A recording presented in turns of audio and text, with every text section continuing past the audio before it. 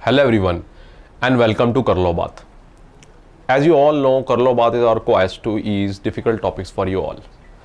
So today's topic is what is the difference between MOA and AOA. You know, as far as this concept is concerned, it is typically covered under the corporate law, right? So many of my students, means usually, even do I teach this particular concept in class, then again they ask me this concept regularly now and then and again. So I thought that one session of Karlo Baat should be dedicated to this. So today is the day. So without wasting much time, let's proceed further. And as you all know, myself, I am Sujay Dikshit, faculty, team legal, CLAT prep. Now let's start. See, what is the basic difference between this MOA and AOA, right? As far as the MOA is concerned, see, MOA is what? It is Memorandum of Association, right? So let's say, what is Memorandum of Association? We can say Memorandum of Association is the final boundary. If you can see, like this border of my electronic board, this is Memorandum of Association. And what is Article of Association? Inside it, everything is Article of Association. If you can imagine that. तो इसका मतलब क्या हुआ बेटा कि मैं article of association तो इसके अंदर है कि मैं कैसे काम करूंगा. तो देखिए, मेरी फिंगर इसके अंदर मैं कैसे भी चल सकता हूं आराम से, पर जैसे ही मैं यहां आता हूं इसके ऊपर मैं जा नहीं सकता ना. तो यानी जो मेरे एक्ट्स को लिमिट करता हो, यानी मैं कौन, मैं let's say assume myself as a company, so I am a company, so जो भी मेरे काम को रेस्ट्रिक्ट करता है ना, वो हमेशा मेमोरेंडम ऑफ एसोसिएशन है, यानी ये. और उसके अंदर जो पावर्स हैं वो सारी आर्टिकल ऑफ एसोसिएशन होती है, in short, right. So memorandum of association will be in tune to the company law, and article of association will be in tune to memorandum of association.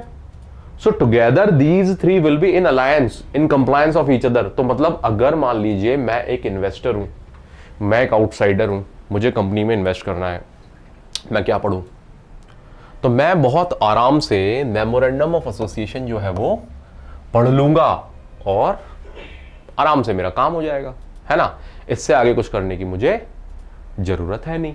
So now with this let's begin. See, MOA contains fundamental conditions upon which the company is incorporated. इसका मतलब क्या होगा कि ये मुझे ये knowledge देगा कि फंडामेंटल्स क्या है कंपनी के. Let's say I read the MOA and written that the company will be of making softwares only, and that too software related to, let's say, rocketry, या सॉफ्टवेयर रिलेटेड टू स्मार्टफोन्स, या software related to gadgets, या software related to cars, automobiles. So it will clarify, या software related to defence sector. तो मेरे दिमाग में clear होगा ना कि अच्छा, मतलब मैं जिस कंपनी में इन्वेस्ट की सोच रहा हूं, या ये जो पर्टिकुलर कंपनी है जिसके बारे में नॉलेज ले रहा हूं, ये पर्टिकुलरली इस सेक्टर की कंपनी है. AOA, सी, इसी के इक्विवेलेंट AOA क्या कर रहा है? AOA contains the provisions for internal regulation of the company. तो AOA के अंदर क्या है? Internal regulation of the company के regarding matter होगा. तो ये तो मुझे बता रहा है कंपनी क्या करेगी. Let's say it is regarding software company in the let's say defense sector. तो इसके अंदर ये होगा कि किस तरीके से internally this company will be governed to achieve this main purpose, है ना. Next point. MOA meant for the benefit and clarity of the public and the creditors and the shareholders, right? So let's say if I am the one, I am the investor, I am the outsider, या मैं कोई भी उनमें से, मैं creditor हूं, मैं shareholder हूं, मैं public का कोई भी member हूं, MOA is for my benefit. Now let's see what AOA is for. Regulate the relationship between the company and its members. Inside, internal means, once let's say I am the shareholder, I am the one who holds the shares in the property. So the AOA regulate the relation between me and other people like me, the other shareholders, as well as what will be my relationship with the company, right? So let's proceed further now. MOA lays down the area beyond which the company cannot go. ये रही वो बात, ये area है ना, इसके ऊपर company जा ही नहीं सकती. फाइनल बॉर्डर आ गया ना. Article establish the regulation for working with in that area. तो उसके बाद क्या है? आर्टिकल ऑफ एसोसिएशन है ना. Next, memorandum lays down the parameter for the articles to function. यानी ये जगह किसने दी है? पूरी मेमोरेंडम ने ही तो दी है. तो memorandum is the biggest document. So if I compare this to the laws, then memorandum is equivalent to like the Constitution of India for India. उसके framework के अंदर बाकी सारे laws बनते हैं. Now I hope that you are getting it. Now article prescribe details within those parameters. तो article उसके अंदर की detail हो गई. तो यानी मोटी मोटी बात ये कर रहा है, उसके अंदर की डिटेल यहां पर आर्टिकल्स कर रहे हैं. And both are in lines to each other. Next, memorandum of association cannot be altered under specific circumstances. Can only be. Memorandum can only be altered under specific circumstances and only as per the provision of the Companies Act of 2013. तो यानी if I want to alter the memorandum, there are some special circumstances as has been mentioned under Companies Act of 2013.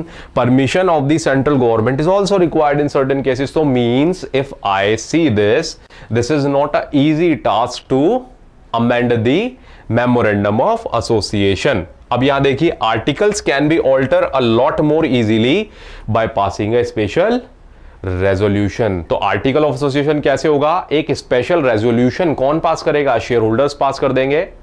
तो AOA के अंदर अगर मान लीजिए कोई specific बात करनी है, कुछ ऑल्टरेशन करना है, चेंज करना है, तो people share holders can do it very easily by passing a special resolution. But for MOA see the condition.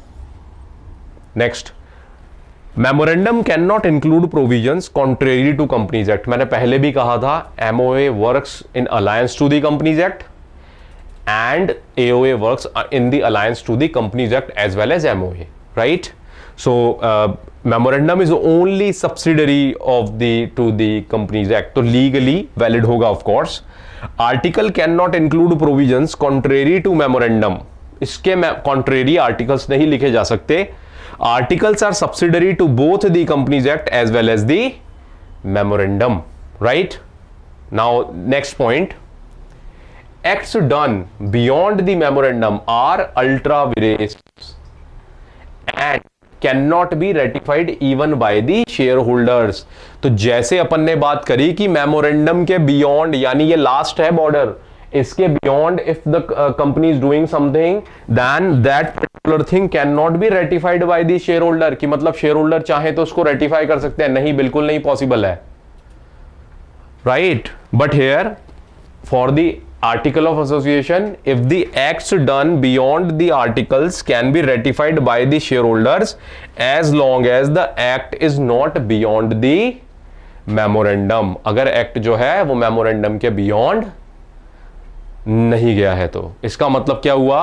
Let's say AOA का बाउंड्री यहां तक है, MOA की बाउंड्री यहां तक है, तो कंपनी ने कोई ऐसा एक्ट कर दिया जो इस बाउंड्री के बाहर है. AOA के तो बाहर चला गया बट स्टिल MOA के अंदर है, तो इस चीज को तो शेयर होल्डर्स रेटिफाई कर सकते हैं. The shareholders here has the power to ratify this particular thing. But let's say if something goes outside this border या up to that level, then share holders can not do anything. So this is in short the basic difference between MOA and AOA and all the fundamental differences which as a student you required to be know is there, right?